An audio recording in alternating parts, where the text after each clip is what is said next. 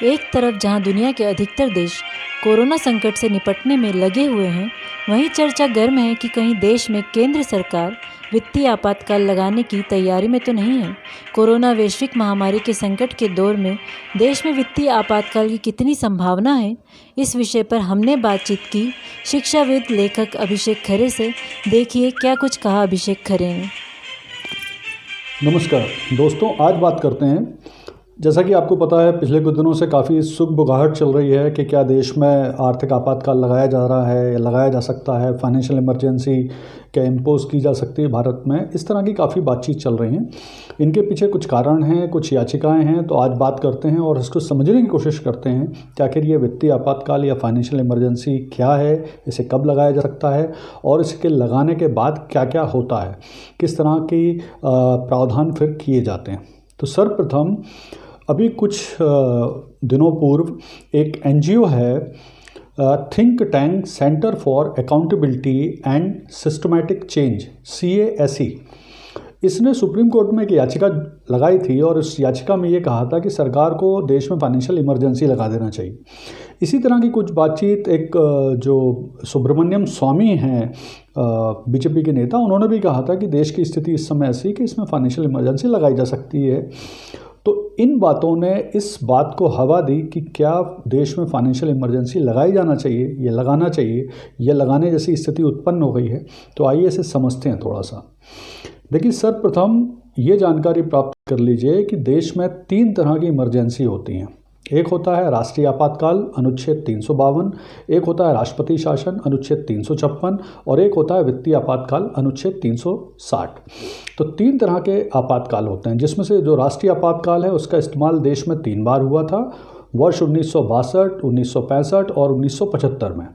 जबकि जो राष्ट्रपति शासन है उसका इस्तेमाल तो बहुत सारी बार हो चुका है ऑलरेडी। लेकिन वित्तीय आपातकाल एक ऐसा प्रावधान है जिसका इस्तेमाल आज तक देश में नहीं हुआ। तो पहली बात यह है कि ये वित्तीय आपातकाल कब लगाया जाता है। तो वित्तीय आपातकाल मूल रूप से तब लगाया जाता है जब देश की आर्थिक स्थिरता खराब हो गई हो, देश की साख खराब हो या ऐसी स्थिति उत्पन्न हो जाए कि देश के पास बड़ा आर्थिक संकट उत्पन्न हो गया है। तो उस स्थिति में सरकार फाइनेंशियल इमरजेंसी लगाती है। आर्थिक मतलब इस स्थिति में जब आर्थिक स्थिरता खराब हो चुकी हो तब लगा सकती है और इसे संसद के दोनों सदनों में 2 माह के अंदर पास होना आवश्यक है, सामान्य बहुमत के द्वारा। और इसमें फिर होता क्या है इस फाइनेंशियल इमरजेंसी में, वित्तीय आपातकाल में?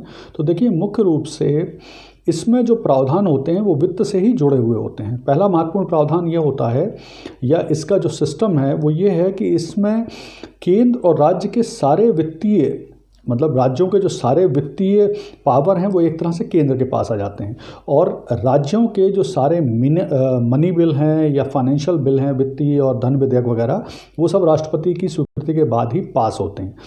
राज्यों के जो कर्मचारी हैं उनके वेतन भत्तों पर कटौती की जा सकती है, कम किए जा सकते हैं। इसी तरह से केंद्र सरकार के जो कर्मचारी हैं उनके वेतन भत्ते, उनमें कटौती की जा सकती है।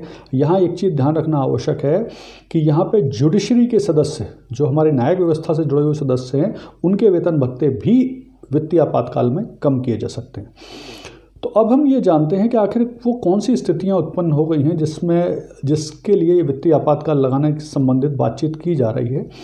देखिए क्या है, लॉकडाउन के चलते, जैसा कि आपको पता है, विगत 1 माह से सारा देश में लॉकडाउन चल रहे हैं। आर्थिक गतिविधियां पूरी तरह से मतलब बंदी चल रही हैं और इसकी वजह से सरकार के ऊपर बहुत ज़्यादा दबाव है, क्योंकि जो करों से आय होती है या दूसरे स्रोतों से आय प्राप्त होती है वो लगभग रुकी हुई है।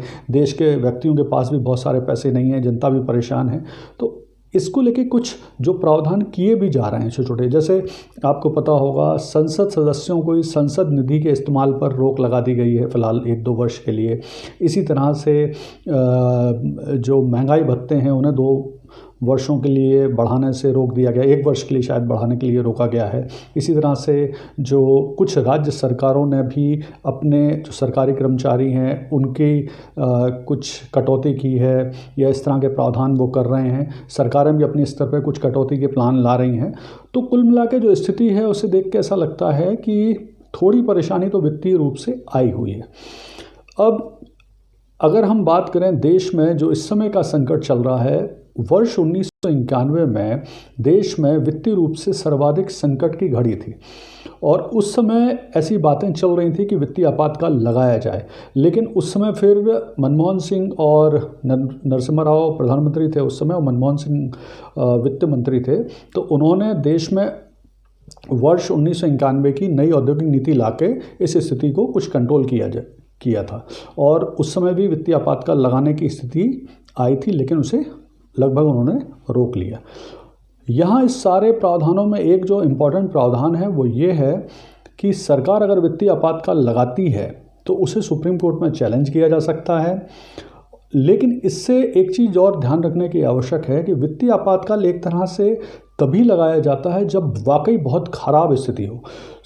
अगर धीरे धीरे आर्थिक गतिविधियां आने वाले सप्ताह में शुरू होने वाली हैं या हो रही हैं तो मुझे लगता है शायद स्थिति धीरे धीरे नियंत्रण हो जाए और ऐसी स्थिति ना आए कि भारत में वित्तीय आपातकाल लगाने की ज़रूरत पड़े।